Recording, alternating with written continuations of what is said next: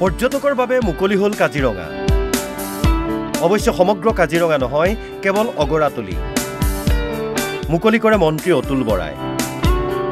প্ৰথম দিনাই কাজিৰঙাত বিদেশী পৰ্যটক 2025-26 পৰ্যটন বৰ্ষৰ বাবে মুকলি কৰা হ'ল কাজিৰঙাৰ অগৰাতলি বনাঞ্চল। দেশী বিদেশী পৰ্যটকৰ উপস্থিতিত মুকলি কৰে মন্ত্ৰী অতুল বৰাই। উপস্থিত থাকে কাজিৰঙা লোকসভা সমষ্টিৰ সাংসদ কামাখ্যা প্ৰসাদ তাছাৰ লগতে কাজিৰঙাৰ শীৰ্ষ বন বিষয়াসকল।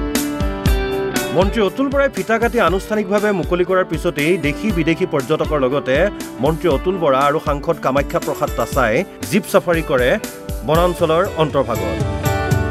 বিশেষকৈ পৰিভ্ৰমী পক্ষীৰ বাবে বিখ্যাত অগৰাতলি বনাঞ্চললৈ এইবাৰো অভিলেখ সংখ্যক পৰ্যটকৰ আগমন হ'ব বুলি আশা ব্যক্ত কৰিলে মন্ত্ৰী তথা স্থানীয় বিধায়ক অতুল বৰাই।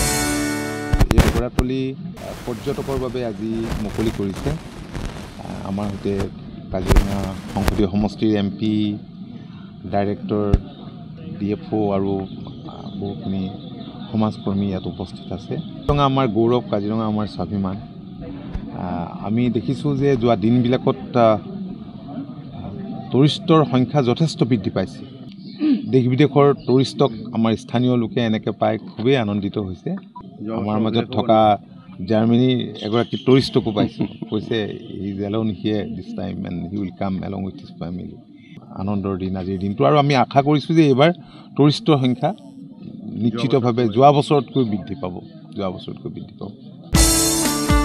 ইফালে প্ৰথম দিনটোতেই অগৰাতলিত দেখা গ'ল বিদেশী পৰ্যটক।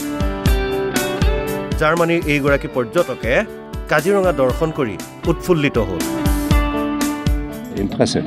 I'm really looking forward to see the game park. Germany. So, I just came down to see Assam. So I'm very surprised to have such an atmosphere. Very hospitable.